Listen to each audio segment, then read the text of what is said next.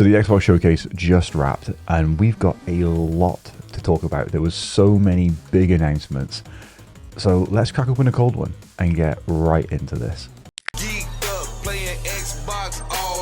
So kicking off the show, we had Gears of War E-Day, and although yes, there was a Gears of War special direct afterwards, which I will say was incredible to watch. I didn't plan on staying around to watch it, but when it kicked in, it was just a really good look at the game. But with the bits that we saw in the actual showcase itself, we saw that we weren't going to be starting off in our full COG armor. It looked as though Marcus and his team were just being normal civilians, and then the call to action happens and they have to switch back into Gears mode. It looks really, really good. It looks intense, it looks gruesome. The way that the story is going to play out is going to be really interesting. It's like a big sprawling city that we're doing this in, and this is set before the other Gears games. So it's kind of like how we ended up with the Gears of War story that we do. So it's going to be a really interesting one. It's coming out in October. I'm actually pretty jazzed for it now. I wasn't initially, but after watching it in this and seeing it in the direct afterwards, yeah, color me excited. But something which has been making the rounds already from this broadcast is that Gears of War E-Day is an Xbox exclusive.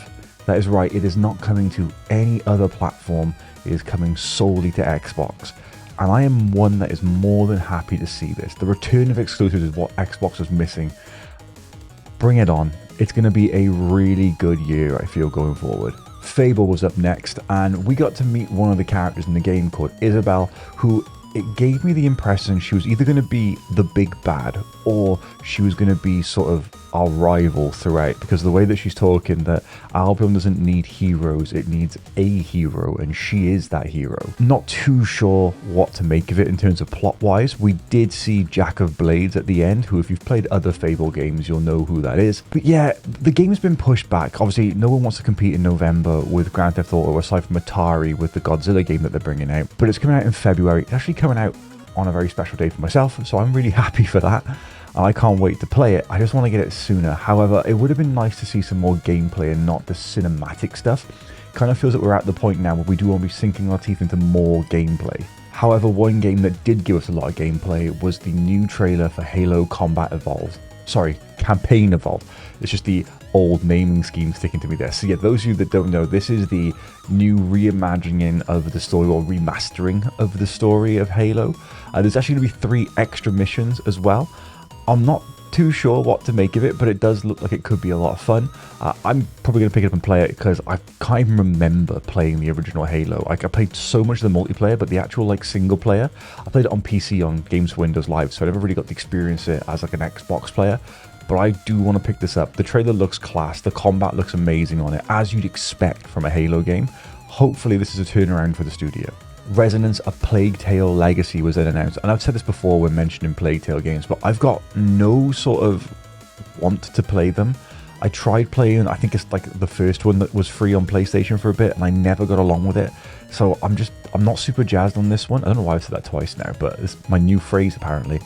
However, it looks really interesting. It looks a lot more in depth than what I was expecting from it, but for me, I'm just not excited for it. However, I'll probably check it out if I can get my hands on it. And now all you weebs will be happy because Persona 4 Revival has been announced. I don't like the Persona games. I know that might be sacrilege considering I love JRPGs, but I just don't get along with the life sim side of it. And for me, it's just not that type of game.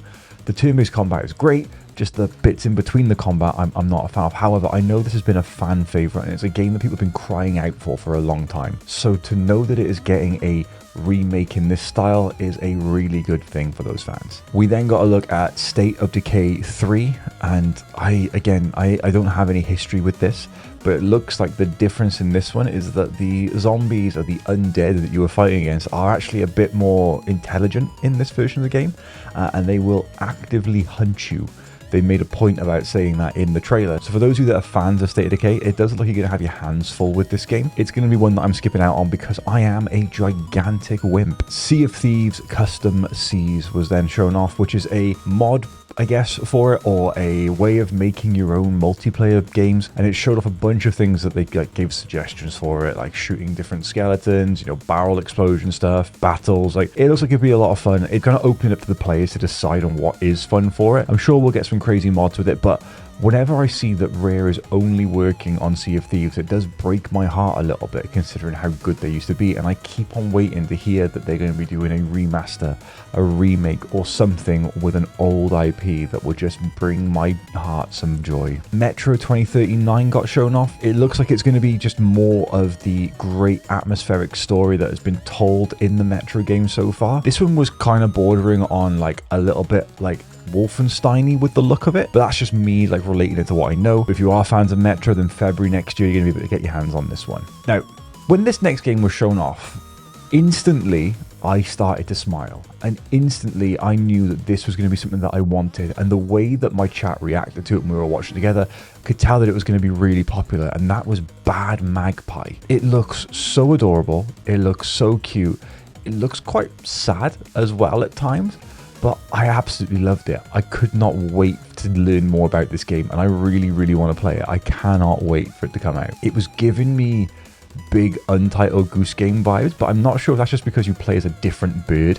But regardless of that, it looks adorable. The way that you interact with the environment looked amazing. Give me it. Just pump that into my veins. Koei Tecmo then a world premiere with Wolong 2 Wings of Ember. I don't think it was that long that we had the first Wolong game out, or if it's just because time is a man-made construct and I have no concept of it anymore. But it feels like this is quite quick on a turnaround for it, but I could be very wrong with that. Do not take my word as gospel on it. Again, anything set with like ancient, like East Asian sort of mythology looks really cool for me.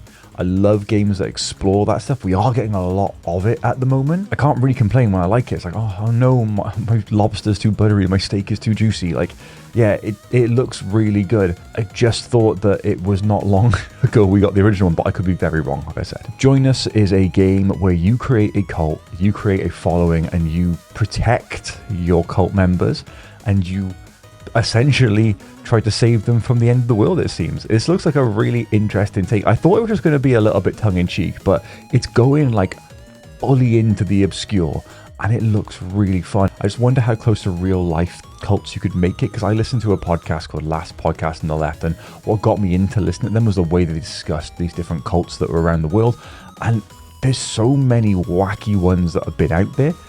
I really want to know like what we're going to be able to implement in there and what we can copy. Obviously, no Jonestown. Senua is getting a third game in the series, and this one looks, well, it looks very like adventure-y, combat focused way, and it looks really interesting. The whole saga is spinning me out because of how different all the names are in them. Like, obviously Senua is there, but if you put them all alphabetically, I don't think they'd all line up. It just looks really cool. Like, the trailer was amazing for it. We didn't see too much of it, but this series always does well. Honestly, like when they announced the Fallout 76 infestation stuff, I couldn't care, and I do not care. It's more microtransaction slop for Fallout 76. Woo. Doom the Dark Ages is getting a expansion in the form of Revelations, which looks like hell has frozen over, and you will go through it to find your way back home. It looked really cool. Like, it looks like you get this spear, which looks insane the way that it was doing combat. It looked like there was a flashback to like an old Doom level as well at one point that snuck into the trailer, so I'm not sure what that's all about. But I am keen to know more on it. Like, the lore in the last game was really good. It just felt like the gameplay wasn't fully there for me. But I love Doom. Doom was one of my favorite games from my childhood. I've still got my box copy of Doom 2 for my PC, so I will get this, I will play this, and I'm hoping I will enjoy it. A couple of weeks ago on Twitter, Sega just lit up a taxi sign, and it got us all abuzz and got us all talking. Well, today we got to see our first look at Crazy Taxi World Tour, and it kicked off with the Offspring song that is synonymous with Crazy Taxi, and oh, it looks so damn good. I cannot wait for this. This is probably like my favorite announcement because how out of left field it came. Like, we'd all like forgotten. We'd all kind of like thought that, oh, it's not going to be here. It's going to be at the Summer Games Fest. It's not going to be just on the Xbox One. But no, it's coming in 2027, and it looks like it is going to be absolutely mental. cannot wait to see how this works. To celebrate 25 years of Xbox, they've announced that the Series X is getting a new edition, which is the clear green plastic version, so very akin to the original Xbox there. So if you are someone who is a humongous Xbox fan and has the disposable income for it, this might be a good get. If you were holding out to get an Xbox, this would also be a really good get for it. Unfortunately, there was nothing else that was announced to go along with it, so there was no like special color headset, no special color like Elite controller or anything like that.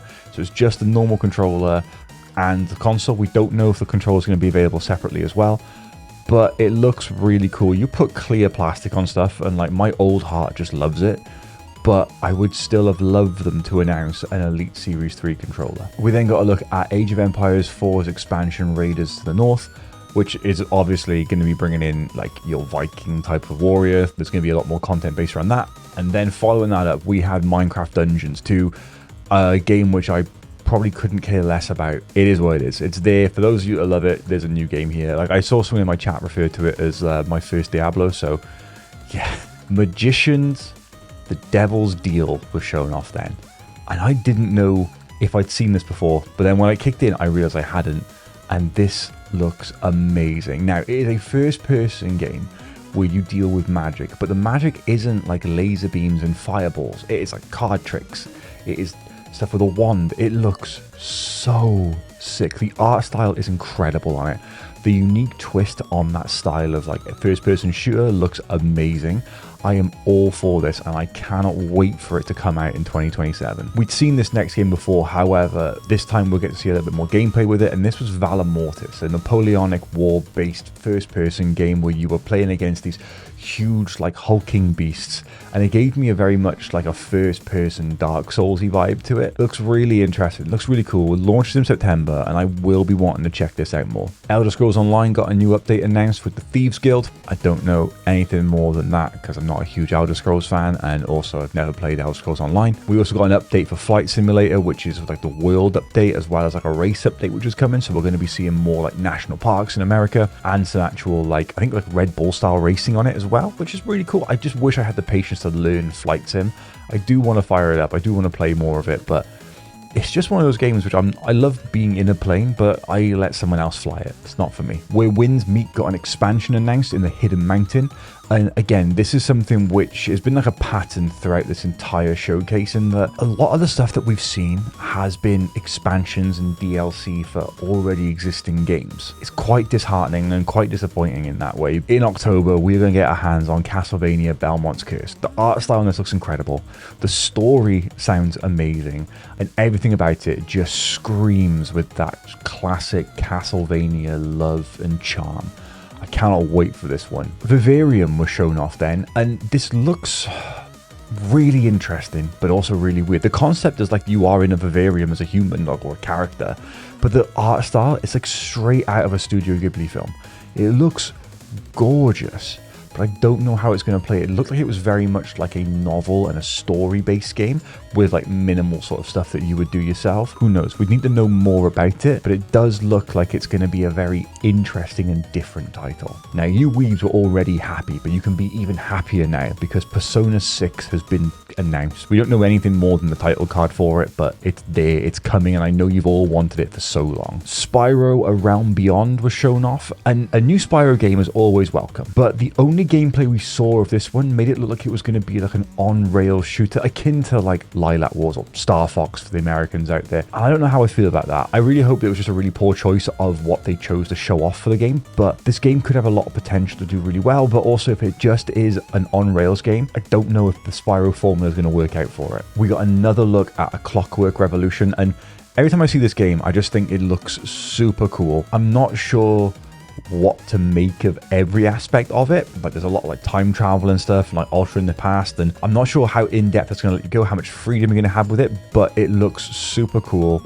The aesthetic of it is really nice as well, and we did get an announcement that it is coming exclusively to Xbox. So that's two big gets so far. I mean, one was kind of obvious in Gears E-Day, but Clockwork Revolution, they only going to be able to play that on Xbox, which is pretty cool. And one day they will realize that finishing a showcase with Call of Duty content is not as exciting as they think it is. We're going to first look at the DMZ content that was coming for the new Call of Duty Modern Warfare 4. Yeah, it's DMZ extraction shooter content. It looks exactly like you'd expect it to. I'm not super stoked on it. Not a lot of people seem to be excited on it from what I was seeing in my chat and what I've read online. I think it's just that fatigue kicking in now, and there's so many other things it could have ended with that would have been way better to hear. But yeah, that was the final piece. Hey, look, better than a high guard. All right, and that was the Xbox showcase. Like I said, it was a solid showing. Don't get me wrong. A lot of it did feel like expansion content and DLC content, but the stuff that wasn't was really good. I'm super stoked for Bad Magpie, Crazy Taxi, and Magician: A Devil's Deal. Like, that looks so... Those 3 games alone look so cool. And then obviously, Gears E-Day, because it just looks amazing. The direct afterwards was so cool. It was so nice to see, and someone pointed this out in one of my streams as well, that we were getting a highlight of like the sound effects team and the graphics team and all that, and how they were all working, and it was just really nice to see everyone being celebrated. Honestly, like, it looks like it's going to be a really good game. Everything that was announced was really cool, but overall, I'm definitely rating this one at like a C. Like, it's definitely lower than my state of play feelings, because I think I just came out of the state of play being a way more happier and way more like excited for stuff. But there were definitely some games that I walked away from this one being like, cool, like this is class. A Bad Magpie is a day one get for me, and Crazy Taxi is obviously going to be there. Thank you to everyone who came to hang out. Thank you if you were on Twitch or you're on YouTube watching along, or you're just on Instagram catching my comments afterwards. It means the world to me. Your support is everything, and the fact that I get to talk about my hobbies on here and like get to share it with people, and people actually watch it and listen to it and like react to it, is great. Whether this goes anywhere, I don't know, but I absolutely love that I have an audience and a creative outlet. So thank you so much for helping me keep on going with this. Let me know what you thought down below, what your highlights were, and I will see you for the next one. You stay safe out there, and I'll see you soon.